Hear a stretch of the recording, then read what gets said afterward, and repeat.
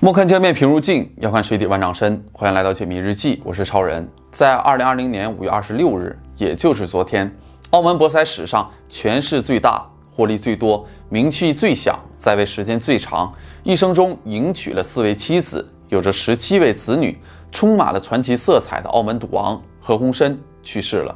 之前我做过关于赌王的视频，当时刚刚做视频，现在看来瑕疵太多了，根本没办法看。所以就重新做了这一期，那么就让我们一起通过视频来回顾赌王的传奇一生。何鸿燊1921年11月25日生于香港赫赫有名的家族，拥有多个民族的血统，精通4国语言，一生中有4房太太，17个子女。因澳门近半数的赌场都属于他，人称赌王。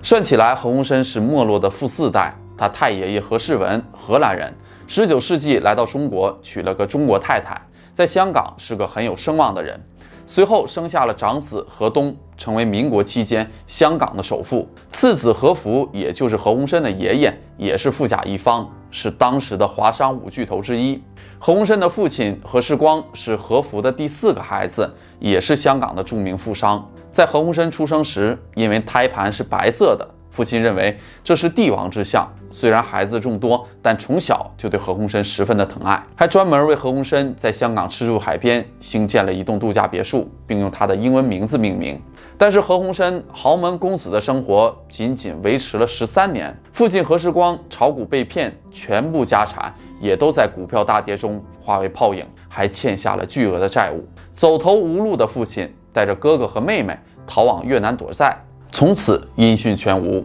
他和姐姐随着母亲搬到了香港穷人住的棚户区，每日忍饥挨饿。但最让他痛苦的是，从前住在别墅里女佣如云的母亲，如今也要为了生计咬牙坚持做着粗活。曾经毕恭毕敬的亲戚朋友，现在对他们避而远之。小小年纪的何鸿燊就体会到了什么叫世态炎凉，人情冷暖。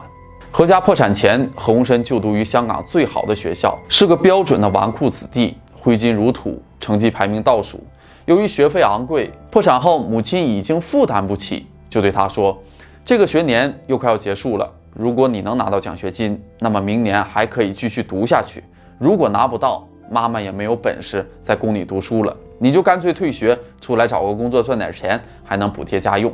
何鸿燊不想小小年纪就去做童工，那样可能这一辈子就翻身无望了。于是他开始拼了命的学习，他的成绩高居班级第1，顺利的拿到了奖学金。自此，何鸿燊的成绩不断飙升，每年都能获得最高额的奖学金，还顺利的考取了香港大学，并获得了全额奖学金。1941年，战争爆发，日军轰炸了香港启德机场，政府下令停课，大学生全部加入义勇军。何鸿燊参加了战斗，后来机缘巧合的遇到了自己的叔公，让他有了去澳门工作的机会。于是何鸿燊揣着他仅有的10块钱，挤在满是难民的船舱里，来到了澳门。20岁的何鸿燊不会想到，澳门是属于他的福地，在这里他迎娶了白富美，走向了人生巅峰。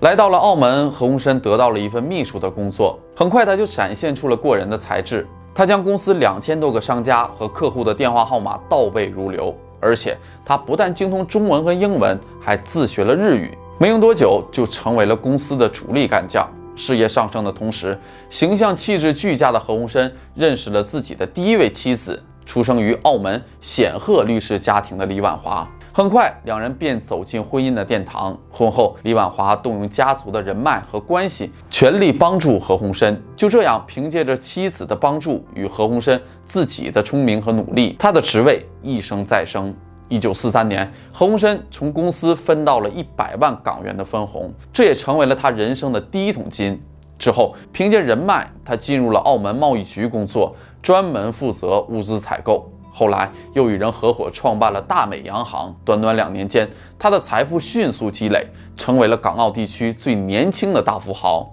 那一年，何鸿燊只有22岁，从10港元的难民到100万富豪，他只用了2年的时间。何鸿燊的生意越做越大，不但涉足纺织业，还先后与人合伙开了一家船务公司和一家煤油公司。年纪轻轻又帅又有钱，让人羡慕的同时也招人记恨，许多人将他视为眼中钉，并试图暗杀何鸿燊。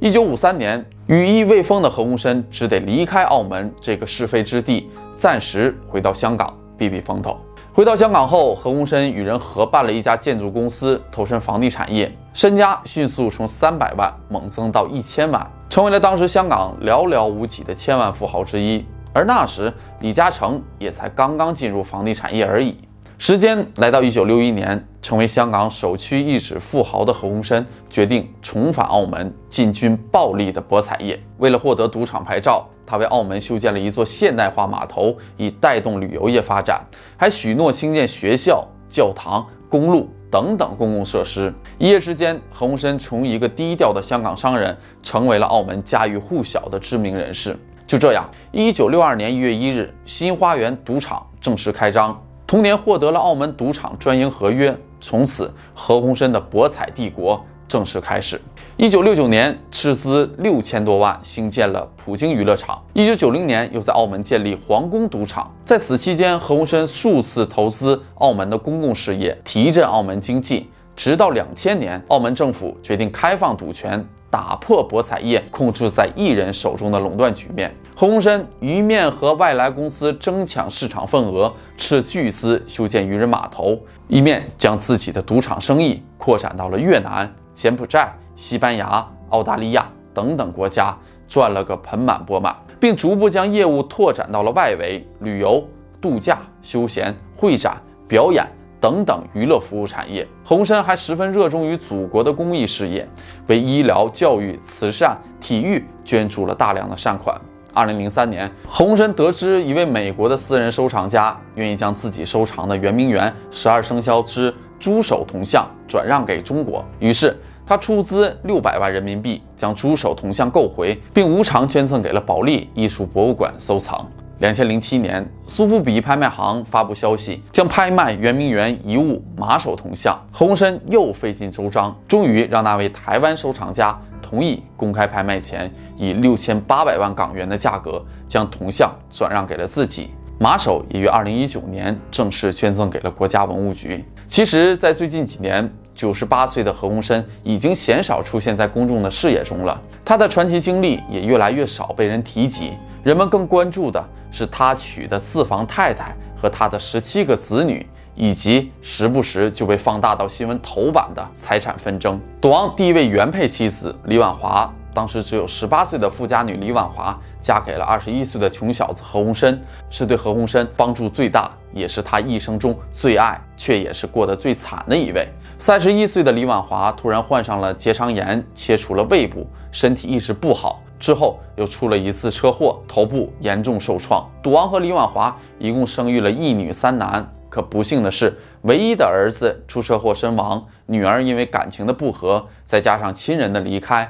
最后也去世了。李婉华这位澳门第一美女也在2004年去世，终年80岁。赌王第二位太太蓝琼英为何鸿燊生下了1男4女，1957年与何鸿燊结为夫妻，在慈善舞会上相识，两人是最佳拍档，被人们评为舞帝和舞后。80年代后期，何鸿燊大举投资加拿大，蓝琼英的父亲早在10多年前就移民加拿大，在那里还有蓝家的许多亲戚，因此蓝琼英干脆移民加拿大，既可照顾年迈的父亲，还可为何鸿燊打理生意。蓝琼英也是赌王4位太太中最富有的，在4太未出现前，一直是赌王最宠爱的一位。赌王第3位太太李婉华的护工陈婉珍生下了1男2女。刚毕业的陈婉珍攻读医科学历，后到一家医院做护士。1980年成为了何鸿燊原配李婉华的私人看护，因而结识何鸿燊，继而日久生情，并成为其3太太。此后，她成为了澳门旅游娱乐有限公司的董事。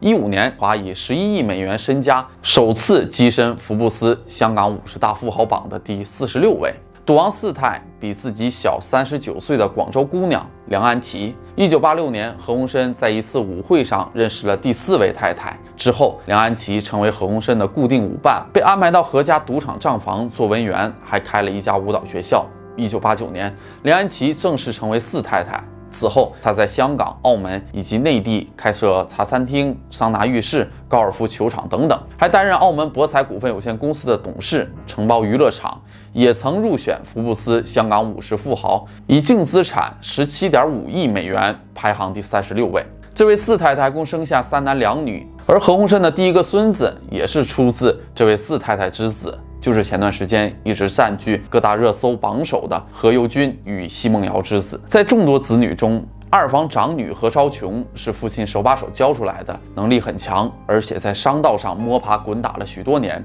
外界认为他实际上已经成为赌王的接班人，待时机成熟后便会正式接手赌王的江山。何鸿燊用他的人生告诉我们，凭能力打下的江山才是真本事。时至今日，一代传奇落幕，赌王何鸿燊已经离世，他的4任妻子、17个子女的财产争夺大战将何去何从？何鸿燊所建立的博彩帝国未来如何面对巨额的财产和利益？